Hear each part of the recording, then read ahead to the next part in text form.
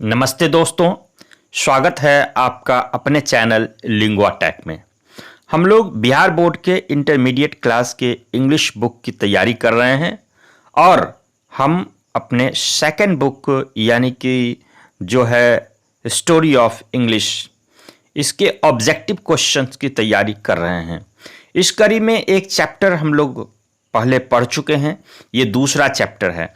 पहला चैप्टर का लिंक भी डिस्क्रिप्शन बॉक्स में दिया हुआ है और वहाँ जाकर के आप उसे भी देख सकते हैं अगर आपने नहीं देखा है तो चलिए चलते हैं आज के टॉपिक की ओर। आज का जो चैप्टर है सेकंड चैप्टर, जिसका नाम है इंग्लिश डाउन द एजेस, यानी कि इंग्लिश का इतिहास, इंग्लिश का काल।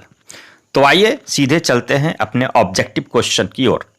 और दोस्तों, ऑब्जेक्टिव क्वेश्चन के माध्यम से आप पूरा टॉपिक समझ जाएंगे, क्योंकि इसमें इतने क्वेश्चंस दिए गए हैं और इस तरह से सजा करके दिए गए हैं कि आप क्वेश्चन को पढ़ते जाएंगे तो पूरा टॉपिक जो है आपके दिमाग में आता चला जाएगा। तो चलिए चलते हैं अपने क्वेश्चन की ओर।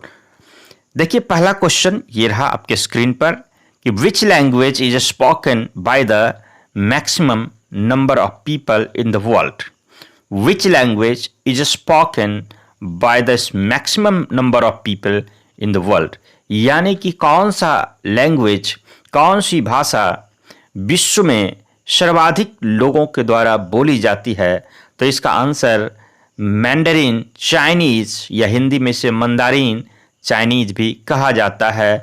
मंदारिन चाइनीज भाषा विश्व में सर्वाधिक लोगों के द्वारा बोली जाती है। तो चलते हैं नेक्स्ट क्वेश्चन की ओर। English is spoken by about dash people, यानी इंग्लिश कितने लोगों, लगभग कितने लोगों के द्वारा बोली जाती है। यह आपके टेक्स्ट बुक के आधार पर दिया गया है, बाकी आप गूगल कर सकते हैं इसके लिए। तो आपके बुक में है कि ये 309 मिलियन पीपल के द्वारा बोली जाती है। English is spoken by about 309 million people. तो चलते हैं next question. In the term of the number of speakers in the world, Hindi is, अब हिंदी की बात हो रही है कि अगर बोलने वाले लोगों की संख्या के आधार पर बात की जाए तो हिंदी का कौन सा नंबर है। तो दोस्तों, आंसर है कि हिंदी का नंबर 3rd है, यानी विश्व में लोगों के द्वारा बोली जाने वाली हिंदी बोलने वाले लोगों की बात करें तो हिंदी का नंबर जो है वो है 3rd, यानी तीसरा नंबर है। और पहला नंबर किसका है? तो पहला नंबर है मैंडरीन चाइनीज का। तो चलते हैं नेक्स्ट स्लाइड में नेक्स्ट क्वेश्चन की ओर। तो ये रहा next slide. Old English is recognised by its dash. Old English की पहचान कैसे होती है? ओल्ड इंग्लिश की पहचान क्या है? ओल्ड इंग्लिश को हम कैसे जानते हैं? तो इसके इन्फ्लेक्शंस के द्वारा, इन्फ्लेक्शंस, इसकी संरचना, इसके जो है इसकी बनावट से हम पहचान करते हैं ओल्ड इंग्लिश की। तो चलिए नेक्स्ट क्वेश्चन देख लेते हैं। The period of old English is dash. तो ओल्ड इंग्लिश का पीरियड क्या है? ये ओल्ड इंग्लिश का काल क्या है? तो बहुत ही महत्वपूर्ण क्वेश्चन है। ये क्वेश्चन पूछा जा चुका है, तो इसे बिल्कुल नज़रअंदाज नहीं करेंगे। तो AD 449 टू AD 1066 ये हमारा जो है ओल्ड इंग्लिश पीरियड है। तो चलते हैं नेक्स्ट में क्वेश्चन में। Which period is called the dark age. देखिए, कौन से पीरियड को या किस पीरियड को डार्क एज अंधयुग कहा गया है या कहा जाता है? तो आंसर होगा ओल्ड इंग्लिश पीरियड को। ओल्ड इंग्लिश पीरियड को डार्क एज कहा जाता है या कहा गया है। चलिए नेक्स्ट क्वेश्चन देख लेते हैं कि why is the old English period called the dark age. Why is the old English period called the dark age, यानी कि ओल्ड इंग्लिश पीरियड को डार्क एज क्यों कहा जाता है, क्यों कहा गया है? तो इसका आंसर होगा due to lack of patronage, due to lack of patronage, यानी राजकीय संरक्षण के अभाव में ओल्ड इंग्लिश पीरियड को डार्क एज कहा जाता है। तो ये था 7वां क्वेश्चन और हम चलेंगे नेक्स्ट स्लाइड में अपने नेक्स्ट क्वेश्चन की ओर। तो यहाँ पर जो है 8th क्वेश्चन आपके स्क्रीन पर है कि in which period did English begin to emerge as a language of literature. किस पीरियड में इंग्लिश जो है वो साहित्य की भाषा के रूप में उभरने लगा था। किस पीरियड में यानी किस काल में इंग्लिश साहित्य की भाषा के रूप में उभरने लगा था। तो क्वेश्चन का आंसर नेक्स्ट स्लाइड में देखिए आ गया यहाँ, मिडल इंग्लिश यानी मध्य इंग्लिश, मिडल इंग्लिश काल में ये जो है हमारा इंग्लिश जो है वो साहित्य की भाषा के रूप में उभरने लगा था। नेक्स्ट क्वेश्चन देख लेते हैं। In the middle English period English enriched itself by dash. English ने यानी मध्यकाल के दरमियान इंग्लिश ने अपने आप को समृद्ध किया। कैसे किया अपने आप को समृद्ध?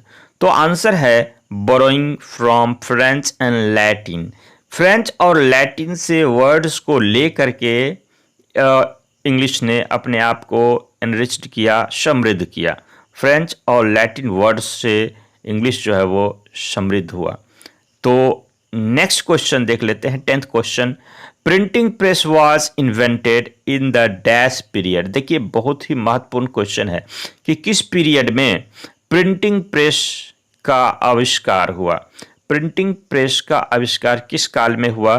तो इसका आंसर है मिडिल इंग्लिश पीरियड।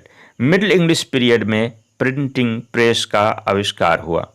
चलिए, और एक क्वेश्चन ये है प्रिंटिंग प्रेस से ही संबंधित कि printing press was invented in the year dash, यानी प्रिंटिंग प्रेस किस वर्ष आविष्कार किया गया था।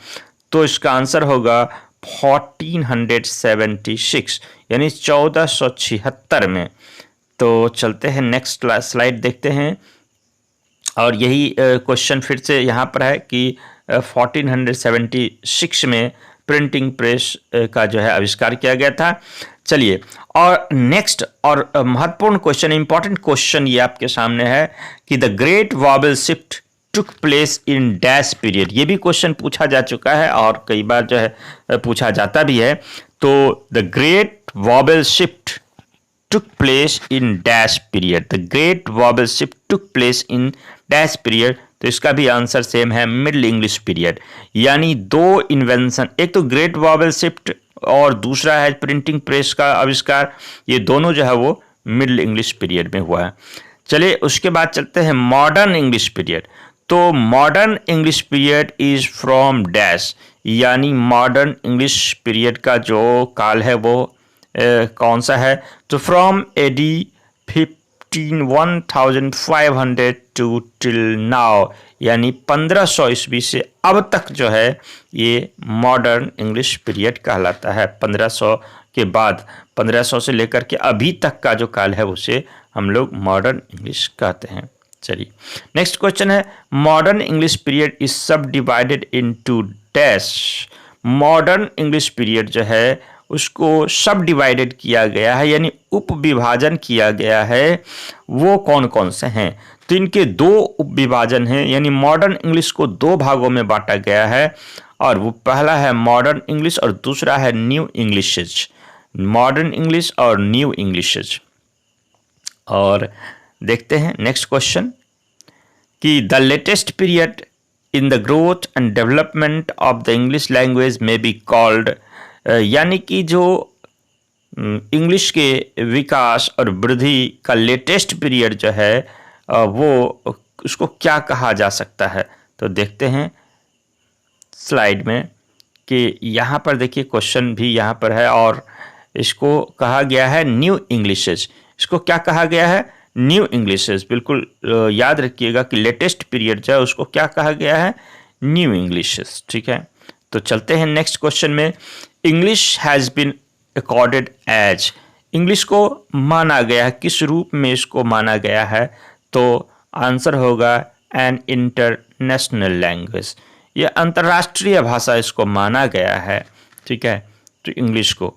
तो चलिए चलते हैं नेक्स्ट क्वेश्चन में। Which language was once a humble East Midland dialect? कौन सी भाषा जो थी एक बार कभी कभी ये हम्बल ईस्ट मिडलैंड डायलेक्ट कहा जाता था? तो यस, इंग्लिश। इंग्लिश जो है उसे कभी हम्बल ईस्ट मिडलैंड कहा जाता था, हम्बल ईस्ट मिडलैंड।